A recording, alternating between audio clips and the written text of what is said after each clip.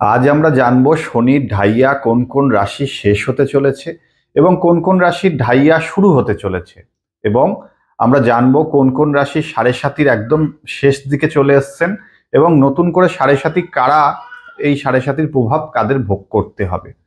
তো এক একটা ঘরে 2.5 বছর করে থাকে, টোটাল 12টা রাশি।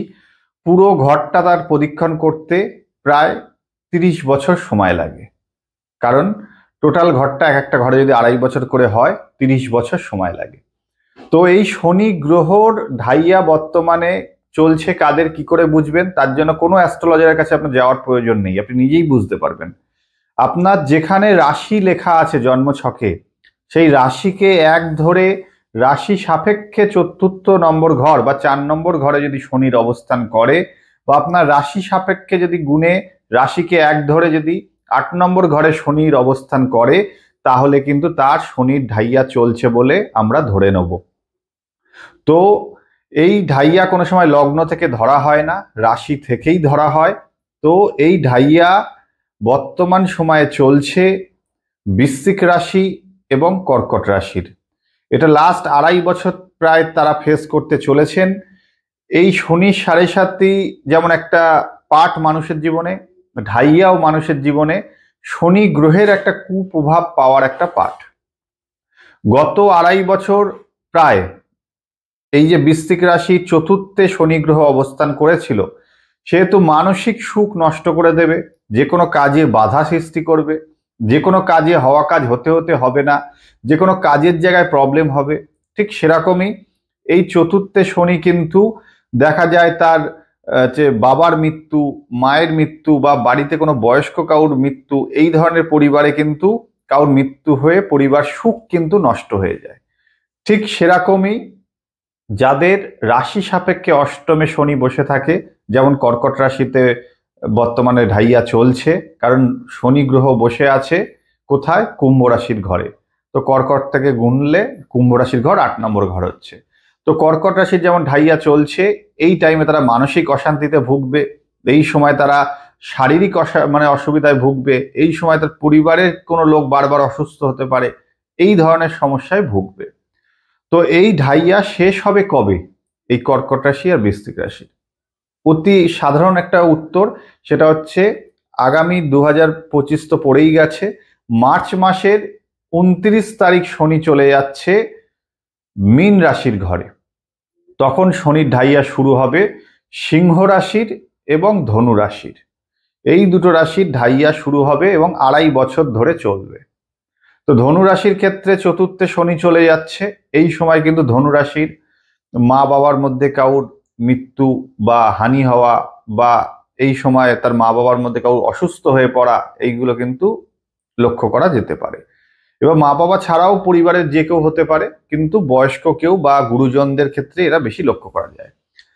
এছাড়াও এই সময় সিংহ রাশির শনির সাড়ে সাতি শুরু হবে, শনির ঢাইয়া শুরু হবে। তো সেক্ষেত্রে কিন্তু সিংহ রাশিরও কিন্তু এই সময় শারীরিক অসুস্থতা, বিভিন্ন ঝুট ঝামেলায় জড়িয়ে পড়া, মানসিক অশান্তি, এইগুলো কিন্তু ধীরে ধীরে লক্ষ্য করা যাবে।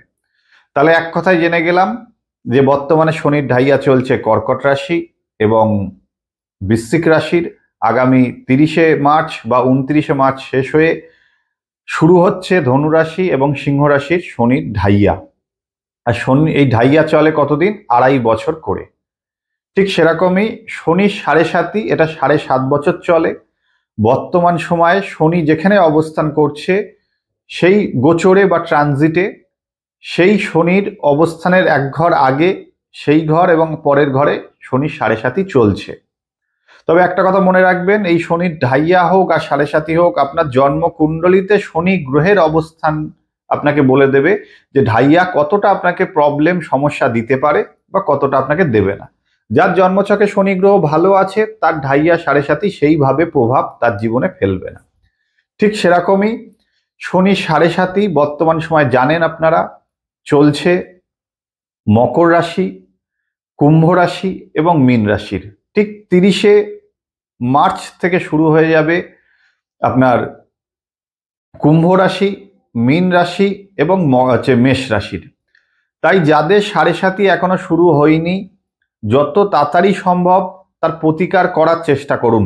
কারণ 7.5 কিন্তু আপনাকে যে কোনোভাবে মেন্টালি মানে হ্যামারেজ বা মেন্টালি ভাবে ডিস্টার্বনেস দেবে, শারীরিকভাবে ডিস্টার্বনেস দেবে, আর্থিকভাবে সমস্যা দেবে, এইগুলো দিয়ে থাকে।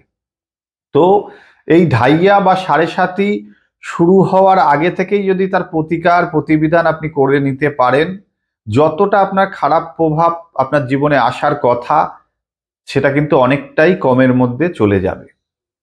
আপনার ভাগ্যের লেখা হয়তো আমরা চেঞ্জ করে দিতে পারি না, কিন্তু আপনি যে জায়গায় আছেন সেখান থেকে আপনাকে ছাতা একটা দিয়ে, যেমন বৃষ্টির জলকে আমরা আটকাতে পারি না, কিন্তু কিছু মুহূর্তের জন্য হলো আপনাকে ভেজা থেকে আমরা আটকাতে পারি, ঠিক সেরকমই আপনাকে যতটা আপনার জীবনে নেগেটিভ প্রভাব আসার কথা তার থেকে কিন্তু আমরা অবশ্যই আটকাতে পারি।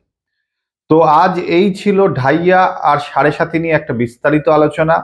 তো মকর রাশির একদম 7.5 শেষ দিকে চলে এসছে, আর মাত্র 3 মাস, 3 মাসও বলা যায় না, 2 মাস সামথিং।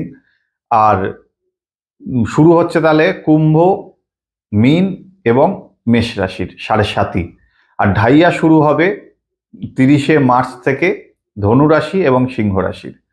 তাই আপনারা নিজেরা খুব সাবধানে থাকুন, যারা নিজেদেরকে নিয়ে সচেতন যে আমি এই দুরবস্থা থেকে নিজেকে নিজে বের করতে চাই, তাই তাদের ক্ষেত্রে ঢাইয়া 7.5 পড়ার আগে থেকে যোগাযোগ করুন। সেটা আপনি আমার সাথে করুন বা আপনার পছন্দের অ্যাস্ট্রোলজারের সাথে করুন।